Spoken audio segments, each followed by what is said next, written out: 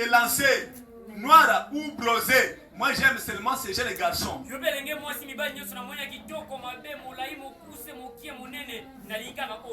Alors une fois que tu te décides comme ça, c'est seul jeune homme là doit être un seul homme que tu as aimé dans le monde entier.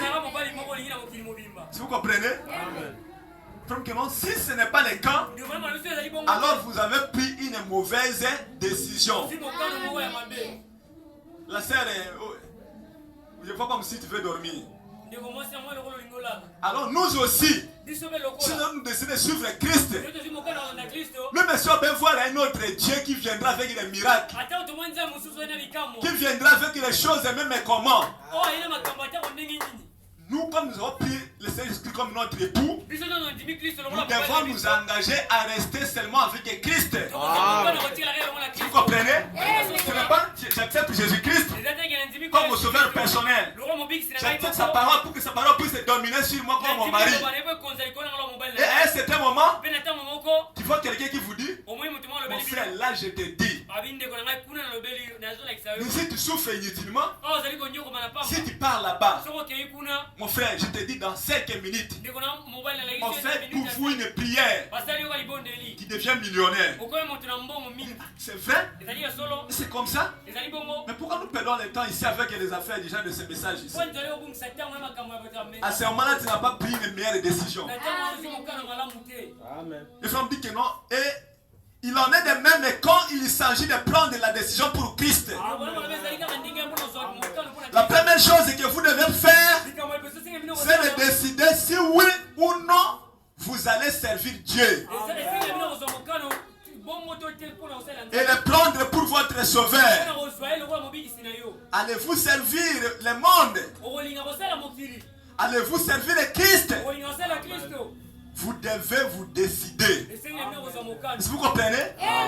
Personne ne vous contraint. Faire réveiller les frères Étienne et Idon. Personne ne va vous contraindre. Ou soit, si vous voulez servir Jésus-Christ, c'est très bien. Si vous voulez servir le monde, ça dépendra toujours de vous. Si vous comprenez? C'est vrai, pour aller au ciel, on ne contraint personne. Mais pour aller en affaires, on ne contraint aussi personne. Mais ça dépend de ta propre décision. Si vous comprenez? Je m'en souviens aussi d'un homme qui a pris la décision dans la Bible. Cet homme-là, il s'appelle Moïse. Moïse devrait être l'héritier en Égypte, l'héritier du trône. Il avait tous les privilèges d'être l'héritier de Pharaon. Mais n'oubliez pas qu'à cette époque-là, c'est Pharaon qui gouvernait le monde entier. Et Moïse devrait être le gouverneur, soit le président du monde entier à cette époque-là. Mais la Bible dit que Moïse, décidant d'abandonner le trône d'Égypte pour suivre Christ, pour s'attacher à son peuple, c'est là qu'on considère comme étant des esclaves. Il s'arrangeait du côté d'Israël, le peuple de Dieu. Si vous comprenez, il a abandonné le plaisir de l'Égypte, là où il pouvait avoir beaucoup de femmes autour de lui comme étant un président et régner le monde entier.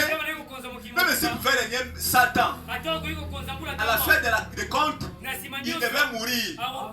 Le prophète de Dieu aujourd'hui que si nous allons là où régnait le pharaon d'Égypte, pour que tu arrives dans ce qu'on appelait comme si la belle maison à cette époque-là, il faut que tu creuses sous la terre.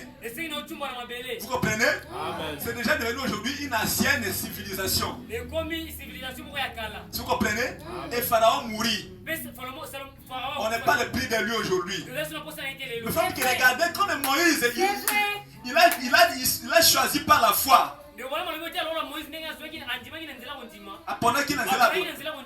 Comme il a choisi de servir le Christ et d'abandonner les gloires, d'être appelé président, de se réjouir avec les choses du monde. Il a accepté de souffrir à cause de Christ, de se ranger du côté des esclaves. Il a pris une bonne décision. Et qu'est-ce qui arriva à Moïse? Moïse était devenu comme un immortel. C'est pourquoi regardez, 800 ans après, après la mort de Moïse, quand Jésus fut apparu sur la montagne de la transfiguration, la Bible dit que Pierre et Jacques et Jean, ils ont vu Moïse avec Moïse, Élie et Jésus sur la montagne.